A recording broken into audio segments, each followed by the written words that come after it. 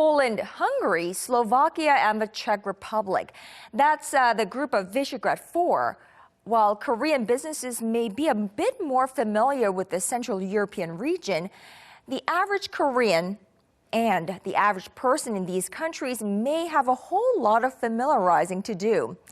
Korea and Visegrad Four, beyond economic ties. That's our news feature tonight. 예. 비셰그라드 들어봤어요? 아니요, 뭔지 몰라요. 아니요, 들어본 적 없어요. 아니요? 모르겠어요. The Visegrad Group, a term unfamiliar to many Koreans, is the alliance of the four Central European nations of Poland, the Czech Republic, Slovakia, and Hungary. 그냥 유럽의 그냥 뭐 좋은 나라들 잘은 모르겠어요. 네, 여행하기 좋은 도시. 프라하의 봄 이런 거? 먼 나라? 잘 익숙하지 않은 나라. 맞아. To the average Korean, even the member countries of the V4 are unfamiliar names.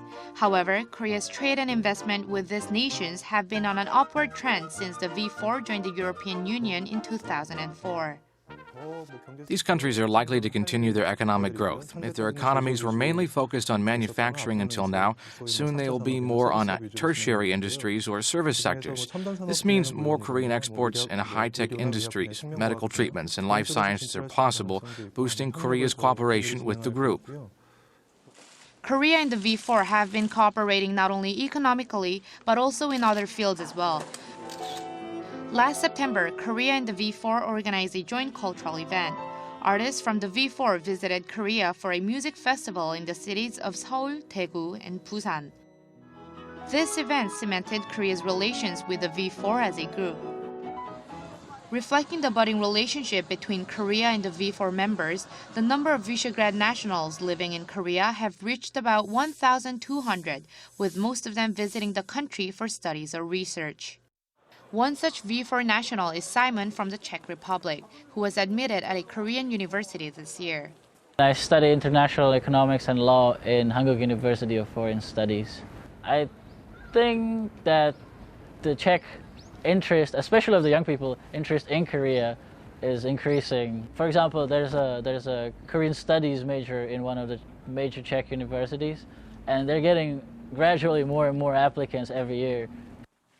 Vicky came from Hungary last year to learn the Korean language. Her interest in Korea started from its popular culture. I saw the first M-Black video on the YouTube, so I heard the sing and I was thinking, wow, they are good. And what kind of language is this? After that, I was searching about it and wow, it sounds good. So I want to know what they are singing, and I like the pronunciation, so it was the reason why I getting interested in the Korean language.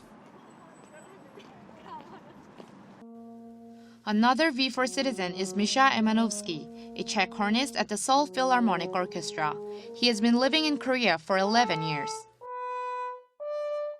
It's just like home, so I don't really think about it as a foreign country too much, since I've been living here for so long. He's also the head of a social networking group of Czech nationals in Korea and has a deep interest in the two nations' ties. Well, I think politicians, a lot of time they think about the economy. But for me, it's all about culture. So if the people start understanding each other better, her visit to Czech Republic is very important because it makes it official that our countries are getting closer together. But the real closeness also comes from the people knowing about each other and understanding how the other culture works. With the upcoming summit between Korea and the V4, the two sides hope to engage in more exchange activities in the near future. Some of Korea's popular musicals, Jack the Ripper and Dracula, all started in Czech, and we imported these contents. Also in October, a Korean pianist won the International Frédéric Chopin Piano Competition. As such, the two sides share more than just economic ties and is likely to continue increasing their cooperation. The peoples of Korea and the V4 countries may still not be familiar with each other, but through continuous exchanges, the two sides hope to become close neighbors transcending distance and boundaries. 이지원, 아리랑 뉴스.